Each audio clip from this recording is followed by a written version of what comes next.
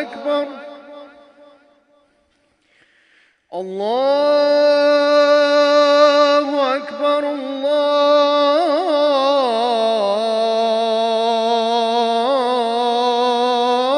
الله أكبر أشهد أن لا إله إلا الله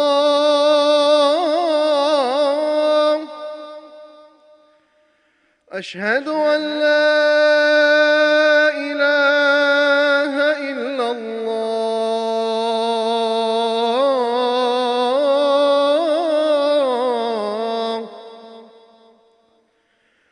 أشهد أن محمدًا رسول الله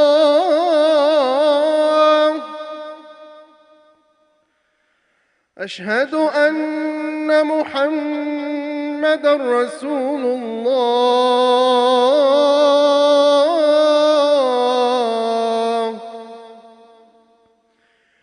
حي على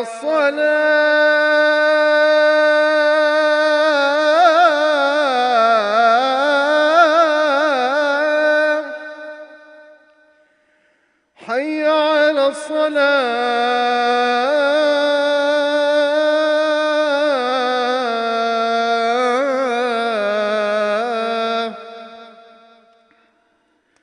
حي على الفلاح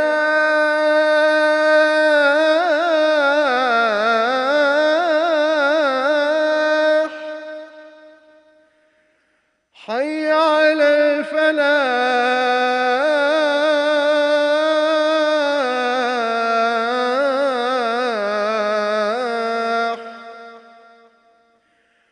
الله أكبر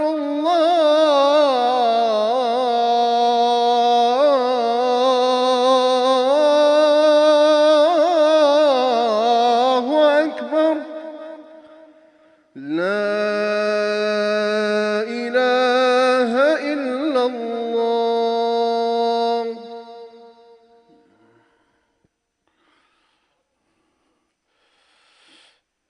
إن الحمد لله نحمده ونستعينه ونستغفره ونستهديه ونعوذ بالله تعالى من شرور أنفسنا ومن سيئات أعمالنا من يهده الله فلا مضل له ومن يضلل فلن تجد له وليا مرشدا وأشهد أن لا إله إلا الله وحده لا شريك له وأن سيدنا محمدًا عبده ورسوله وصفيه من خلقه وخليله بلغ الرسالة وأدى الأمانة ونصح للأمة فكشف الله تعالى به الغمة وجاهد في الله حق جهاده حتى أتاه اليقين من ربه. اللهم صل وسلم على سيدنا محمد الرحمة المهداة وعلى آل بيته الطيبين الطاهرين وعلى أصحابه وعلى من تبعهم بإحسان إلى يوم الدين. يا أيها الذين آمنوا اتقوا الله حق تقاته ولا تموتن إلا وأنتم مسلمون. All praises belonging to Allah Azza wa Jal, and may the peace and blessings be upon His beloved Muhammad sallallahu alayhi wa sallam and upon his family and companions in entirety. We ask Allah Azza wa Jal on this blessed day of Friday, the first Friday in Rajab, to bless us to witness the month of Ramadan. And we ask Him in this blessed month of Rajab, in this sacred month, to make us of those who strive for ihsan in their dunya and who are enabled by their relationship with Allah Azza wa Jal to overcome all its difficulties and all of its trials, to find clarity in their path forward in this dunya, and to find clarity in their relationships, in their families, in their relationship with themselves and their sense of spirituality and their relationship with Allah Azza wa Jalla and with others. Allahumma ameen. Allahumma ameen. Brothers and sisters, one of the most obvious things that anyone who's ever experienced anything in life can realize is that life is a very complex reality. This life of ours, with all of its experiences, with all of its wrongdoing, with all of its mistakes, with all of its challenges, is loaded with difficulty. And you find this very common on the tongues of people. Life is difficult. And some people It might lead them to a space of doubt and confusion. Why is life so difficult? Now, of course, this reality of difficulty is a Quranic reality. Allah Azza wa Jal says it in His book. لَقَدْ خَلَقْنَا الْإِنسَانَ فِي كَبَدٍ. We've created human beings. Within the word that's used is kabad. And what kabad is shiddah and mu'anah. It is pain, difficulty, heartache. كابدت الحياة أي قاسيت شدته. When you say كابدت الحياة, the word kabad refers to dealing with the most adverse realities of life and existence. So now going back to that question, when someone says, why is life so difficult? Is it something justified? Is it okay to think that of this existence of ours? Is it okay to look at my life through that lens? That's something I want to reflect on a little bit in this khutbah, especially with many young faces here with schools out and because of the expected weather and so on and so forth. Because I believe this question itself causes a lot of problems for people in the way they perceive their lives, their perspectives on their experiences, their relationships. Why is life so difficult? Often said from a place of frustration. I'm annoyed about my reality. I'm disturbed at why my life is the way it is. A lot of people are in that space, brothers and sisters. Why is life so difficult? Well, you know what? I need to reflect on a few other questions to really assess this state of mind. Where's this question coming from? What makes life difficult? That's a question I should ask myself that would perhaps lead to something actionable. Because sometimes when it's said in frustration, why is life so difficult? It doesn't lead to amal. It only leads to just pure frustration and annoyance. And it's hardly something that really does something for the person, that betters the person. That's hardly something that helps me go anywhere. I want something actionable. Let me reflect on this question instead. What makes life difficult? Is it perhaps sins that I've committed? We all know the weight of sins on the soul. Is it perhaps sins I've committed? Or is it conflicts that have dominated my life? Conflicts, brothers and sisters, really can make life unimaginably difficult. Conflicts can cause so much toxicity that it can blind the person from ever experiencing the good things in life. That's what conflicts could do. What makes life difficult? That's a question worth thinking about and seeing how it relates to me. How does it relate to me?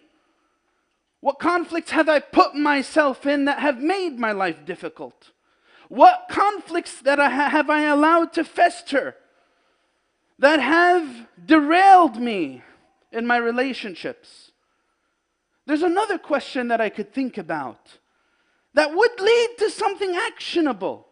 Because brothers and sisters, if you want to look at frustration, there's tons of people, most of people in this dunya, they're frustrated with their circumstances. But I need to ask myself, what am I going to do about it? What am I going to do about it? How am I going to change it? Here's another question that could lead to something actionable. Who makes life difficult? Who makes life difficult? And what's meant by that is you find one of the interesting things in the Quran is Allah Azza wa Jal describes to us that some of this difficulty is coming purely from people's perspectives. It's not actually difficult, but certain people or certain people with certain attitudes make it difficult.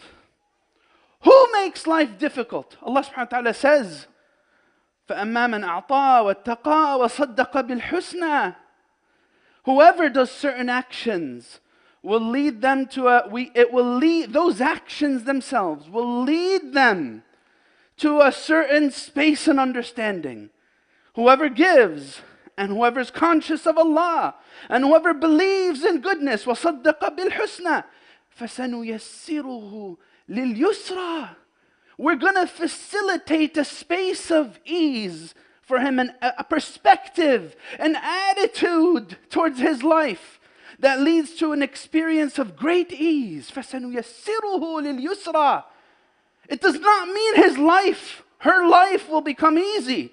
But Allah Azza wa Jal will guide them to a perspective that'll give them inexplicable comfort inside.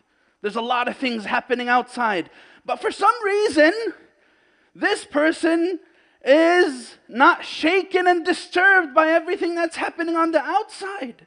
This is what they told. This is what they told Sayyidina Abu Bakr. Sayyidina Abu Bakr radiallahu anhu, he led the ummah in a very critical time after the Prophet ﷺ passed away. He had to work to protect the ummah from fracturing. He was in a place of immense difficulty. And they told him this. Ya Abu Bakr, قد نزل بك ما لو نزل بالجبال لهاضها أو بالبحار لغاضها وما نراك جزعت. You have been struck by such affliction that if it was to come down upon a mountain, it would have leveled the mountain. And if it was to come down upon an ocean, it would cause it to overflow. But we don't see you disturbed. Then he said to them, ما جزعت منذ أن كنت في الغار. I have not felt a sense of jaza'.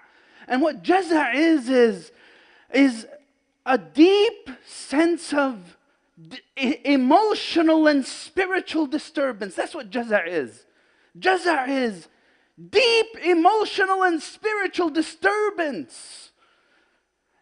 Brothers and sisters, he said, I've never felt that ever since I was in the ghar. Ever since I was in the cave with the Prophet ﷺ, and the Prophet ﷺ told me, لا تحزن إن الله معنا. Don't be sad.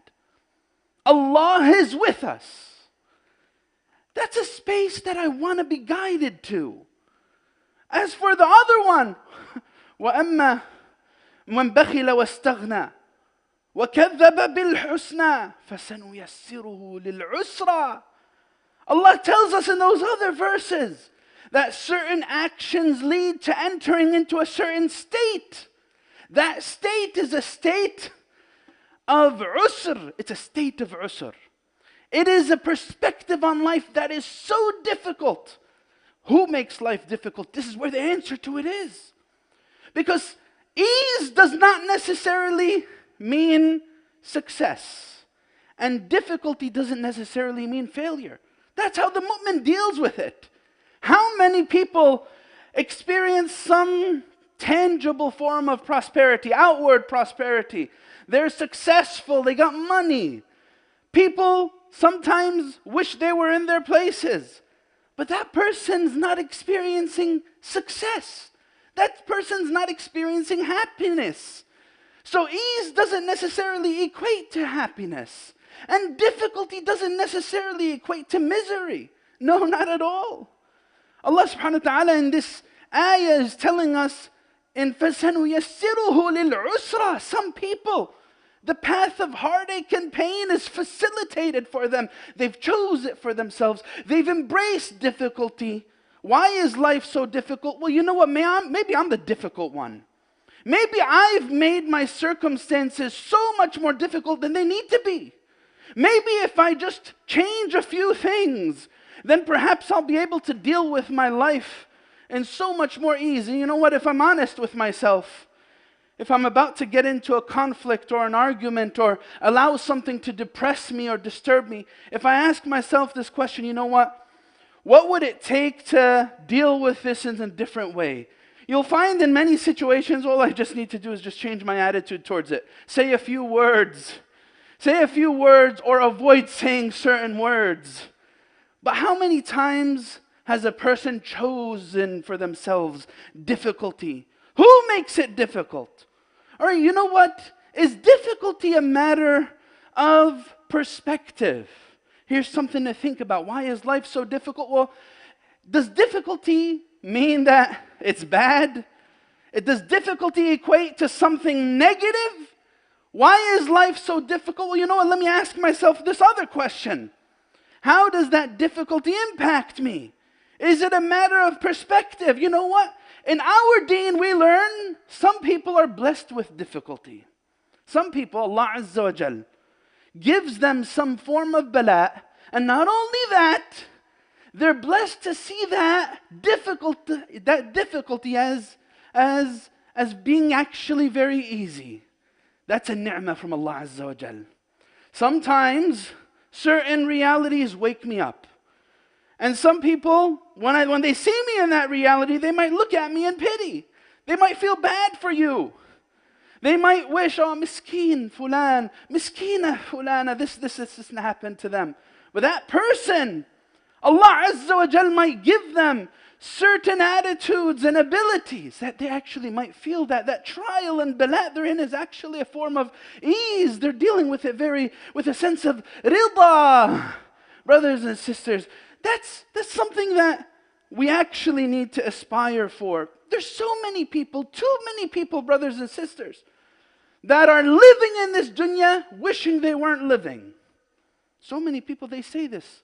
We said last week when we were going over the rights of the children, in the khutbah, we said, the Prophet ﷺ told us, لا تدعوا على أنفسكم ولا تدعوا على أولادكم. There are people in this dunya who are walking on its surface, wishing they weren't alive.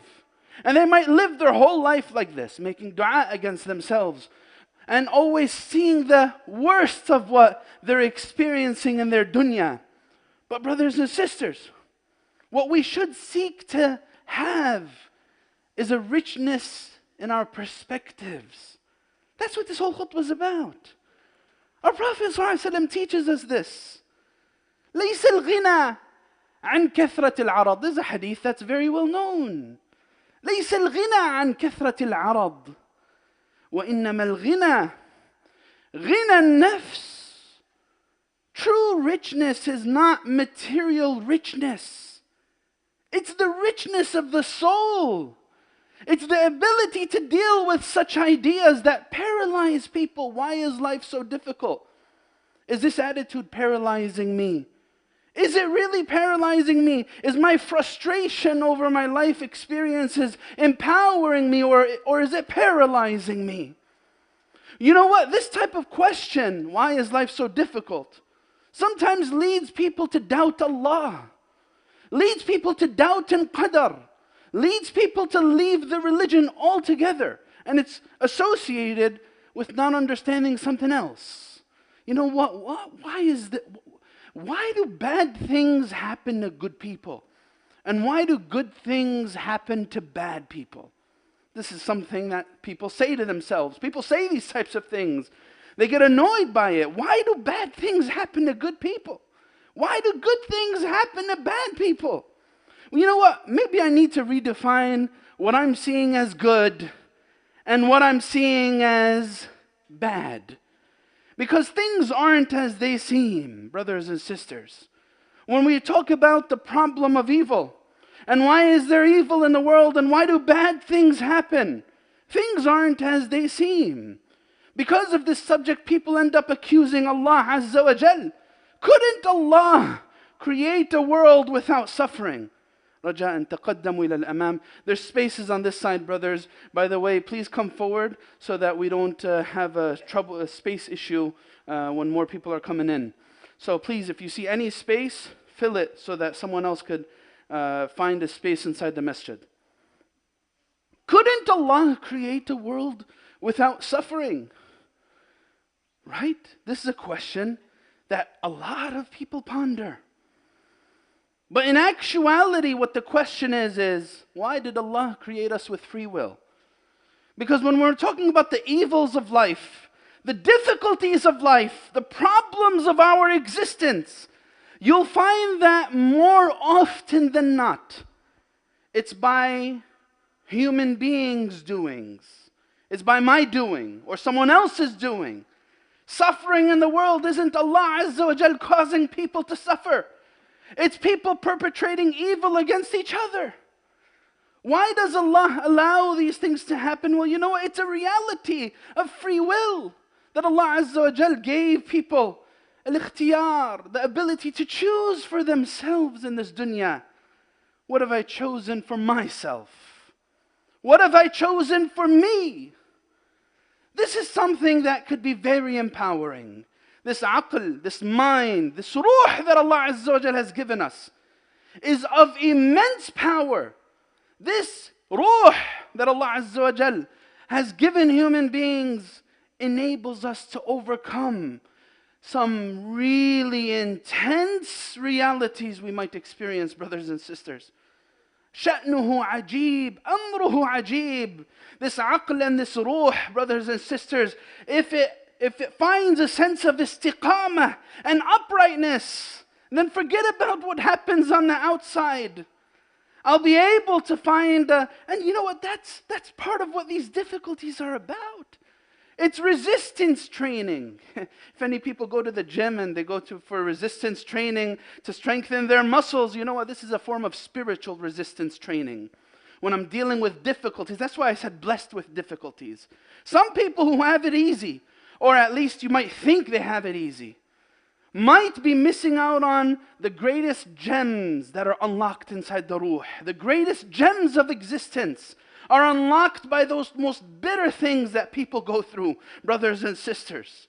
Blessed with difficulty because sometimes it might give you perspective. It might give you understanding and spiritual clarity that you would have never had without it, brothers and sisters.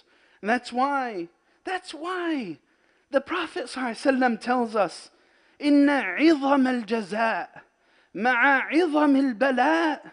The greatness of reward is commensurate to the greatness of the difficulty. And then he says, وَإِنَّ اللَّهَ إِذَا أَحَبَّ قَوْمًا ابْتَلَاهُمْ. This is the deep understanding behind it. When Allah loves a people, He tests them. He tests them to what end? To cause them despair.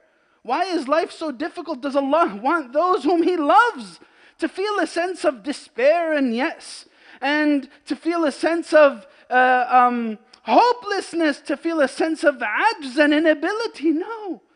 Because that spiritual resistance training is what strengthens the soul, what strengthens the mind, and what empowers people if they look at it through the proper lens.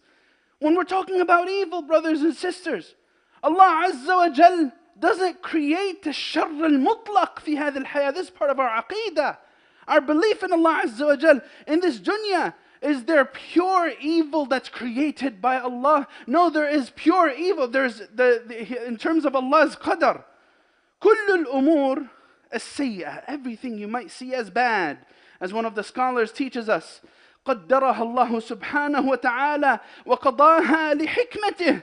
وهي باعتبار تلك الحكمة نوع من إحسانه فإن الرب سبحانه لا يفعل سوءا قط بل فعله كله حسن وخير وحكمة كما قال تعالى بيدك الخير والشر ليس إليك. This is our aqidah. The scholar beautifully and eloquently describes when you're talking about pure evil, we're talking about something that doesn't lead to any goodness. Something that doesn't have a positive outcome. Something that is shar mutlaq, utter evil. When you look at it in that regard, that's not for Allah. Allah doesn't do that to people. Rather, when it's in my life, it's for a hikmah. When you're talking about that absolute evil, no, there's a relative evil. There's a relative evil that is based on certain circumstances, certain actions, certain behaviors in individuals. And then there is a personal evil, and that's the aggressions that people do against each other. The wars and the suffering and the bloodshed and the dhulm and the oppression people doing to each other.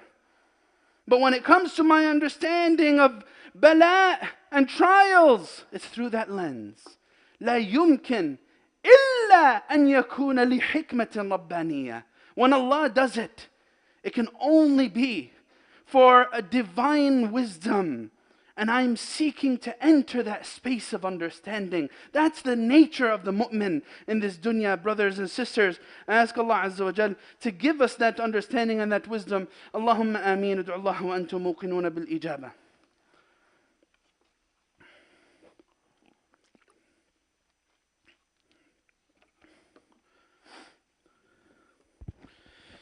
الحمد لله رب العالمين والصلاة والسلام على سيدنا محمد أشرف الخلق وسيد المرسلين وعلى آله وصحبه أجمعين. يا أيها الذين آمنوا اتقوا الله ولتنظر نفس ما قدمت لغد واتقوا الله إن الله خبير بما تعملون. أما بعد, brothers and sisters, we started off the khutbah with a question, and then we asked many questions after that. Why is life so difficult? Well, I should ask myself, before thinking in that sense of frustration about my circumstances, what makes it difficult? Who makes it difficult? What is difficulty doing to me? Is it making me better, empowering me, or is it disabling me? And when it comes to perceiving that difficulty around me, I need to perceive it through the lens of Allah's hikmah and His wisdom. And one of the greatest inhibitors, brothers and sisters, is the way we define success and failures. This is one of the biggest things that causes failure for the human being, for the mu'min. If being afflicted by hardship was an indicator of failure, then there would never be a successful believer.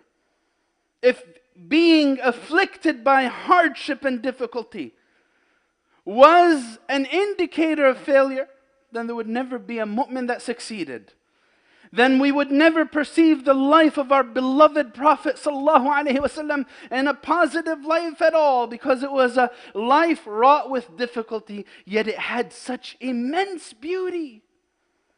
You know what, brothers and sisters? If having billions and having it all in terms of dunya and materialism meant success, then there are a few examples that come to mind that we would have to say are successful when we know wholeheartedly that that's not what success looks like. All right, but should I want difficulty to come my way? All right, I know that we live in a complex reality. And I know that I need to see difficulty in a positive light. And I know that a lot of the difficulty I go through might be because of my personal actions, decisions, attitudes, so on and so forth. But does that mean that I should want difficulty for myself? Is that what it means to be religious and spiritual and close to Allah? That means I should be looking for the difficulty in things. I should be embracing it and I should want it as part of my life. No. In fact, there's a beautiful hadith that shows the Prophet ﷺ teaching one of the companions. Look what he says. This innocent companion, in his dua, the Prophet ﷺ visited one of the Muslims that became very frail. His body became physically frail. قَدْ خَفَتَ فَصَارَ مِثْلَ الْفَرْخ, as the hadith mentions. فَقَالَ لَهُ رَسُولُ اللَّهِ صَلَّى اللَّهُ عَلَيْهِ وسلم هل كنت تدعو الله بشيء أو تسأله إياه? He said to him, were you making a particular dua? Were you asking something of Allah? So he said, نعم كنت أقول اللهم ما كنت معاقبي به في الآخرة فعجله لي في الدنيا. He said, oh Allah, if you're going to punish me for something in the akhirah, I want that punishment to come in the dunya. I don't want it to wait to the akhirah. I want to be cleansed in my life because I don't want to be punished on the day of judgment. Punish me in this life rather than the next. Now you see where he's coming from, and you see how some people might say this. Some people might say that. But the Prophet ﷺ then said to him, Subhanallah, لا تطيقه. You should never want that for yourself. You'll never be able to endure that. Rather, what you should say, Allahumma atina fi dunya hasana, wa fil akhirati hasana, وَقِنَا عَذَابَ النَّارِ فَدَعَ اللَّهَ لَهُ فَشَفَاهُ. The Prophet ﷺ taught him, don't make this dua against yourself. Don't do that to yourself. You should never want difficulty. Yeah, you should prepare yourself for difficulty and realize that it's part of life and I need to deal with it in a way that strengthens me, not disables me, but I should never want it for myself. You should never make this dua. The Prophet ﷺ said, instead you should say, oh Allah, give me goodness in this life and goodness in the akhirah and protect me from the fire of hell. Brothers and sisters, so much could be said about the guidance of our deen in terms of dealing with our struggles. And you know what? It was a question. And I said in many khutbahs before that that path to guidance, if I really want to better myself, I need to be willing to ask myself a lot of questions. And I need to be willing to answer them sincerely. And I need to be willing to think about them deeply and from different perspectives. Wallahi, if anyone here is going through something that you think you can't overcome, something you've never been able to understand, something that you feel has led to so much confusion and it's like a vicious cycle over and over again, if you want to overcome it, you can. And it starts from within. Because Allah mentions that it starts from within. Inna Allah la yughayyiru ma biqawm. That taghyir could come, and when it comes from Allah, but it starts from inside me.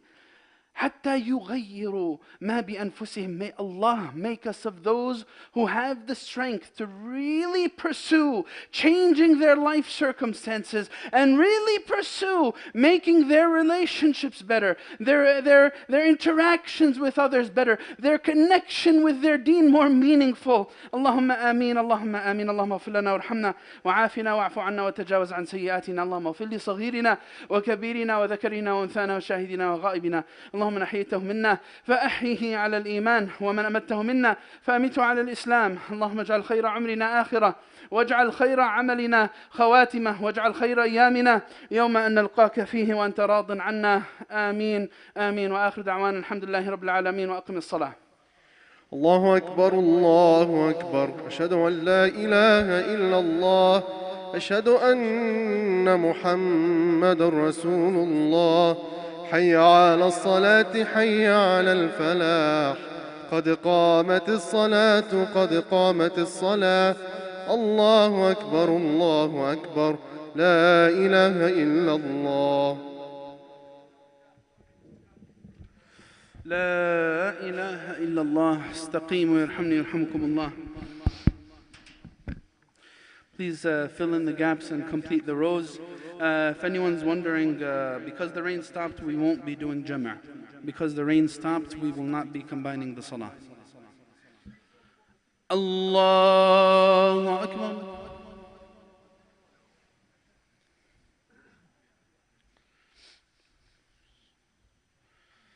بسم الله الرحمن الرحيم الحمد لله رب العالمين الرحمن الرحيم مالك يوم الدين إياك نعبد وإياك نستعين اهدنا الصراط المستقيم صراط الذين أنعمت عليهم غير المغضوب عليهم ولا الضالين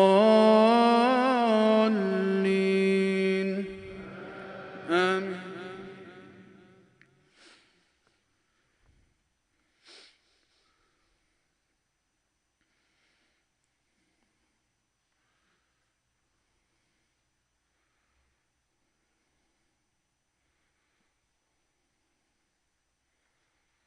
بسم الله الرحمن الرحيم والليل إذا يغشى والنهار إذا تجلى وما خلق الذكر والأنثى إن سعيكم لشتى فأما من أعطى واتقى وصدق بالحسنى فسنيسره لليسرى وأما من بخل واستغنى وكذب بالحسنى فسنيسره للعسرى وما يغني عنه ماله إذا تردى إن علينا للهدى وإن لنا للآخرة والأولى فأنذرتكم نارا تلظى لا يصلاها إلا الأشقى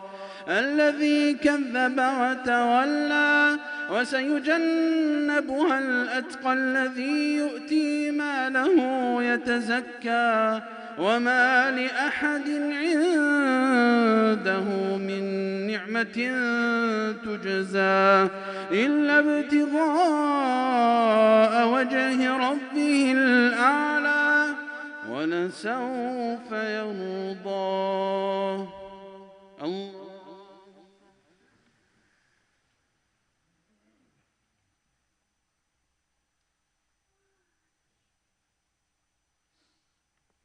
سمع الله لمن حمده.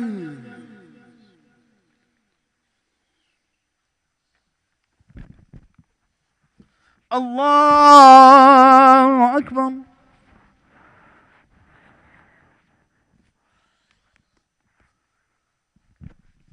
الله أكبر.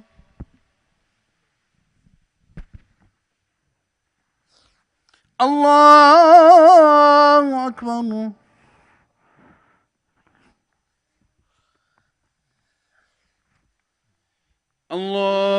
الله أكبر.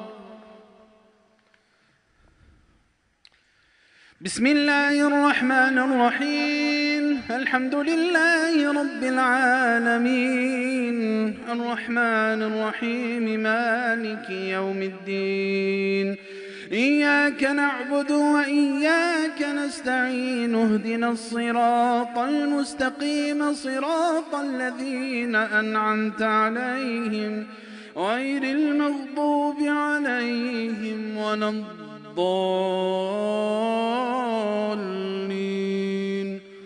آمين.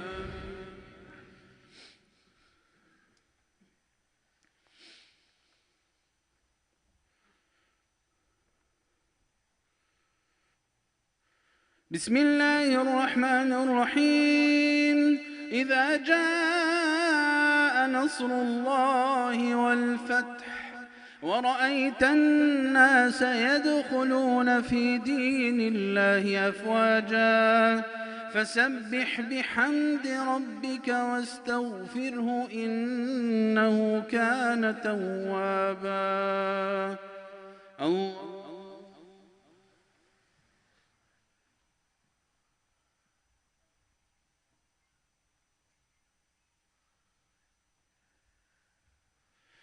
سمع الله لمن حمده.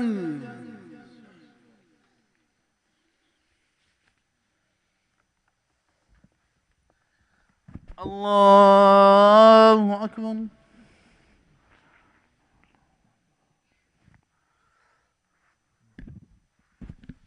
الله أكبر.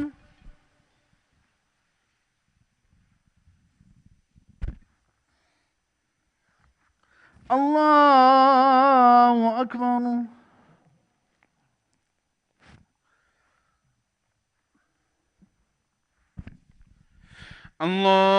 الله أكبر.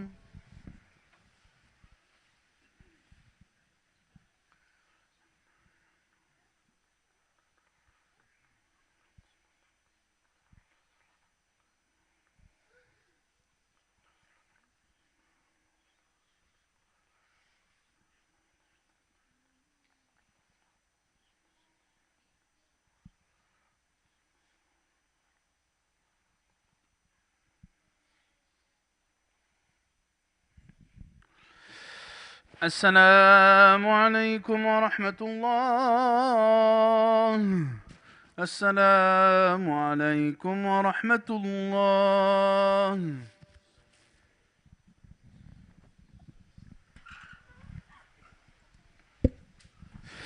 السلام عليكم ورحمة الله. تقبل الله منا ومنكم صالح الأعمال. Please note, brothers and sisters, that the community hub for tonight, it was supposed to resume, but we decided because of the expected weather at night and it getting cold and with everything wet, it might cause some freezing. We decided to cancel it for tonight, but inshallah we'll have a community hub next Friday, bi'idhnillahi ta'ala. And also, please note that we just started the month of Rajab, and there's a countdown now to Ramadan. It's 8 weeks away. Please make sure you prepare yourself and make a lot of dua. Pray, Allahumma barik lana fi Rajab wa Sha'ban wa ballighna Ramadan. Oh Allah, bless this month of Rajab and Sha'ban, the month to come, and bless us to witness Ramadan after that. Allahumma ameen. Please don't forget the masjid from your weekly support. Taqabbalallahu minna wa minkum salihal a'mal. Jazakumullah khair.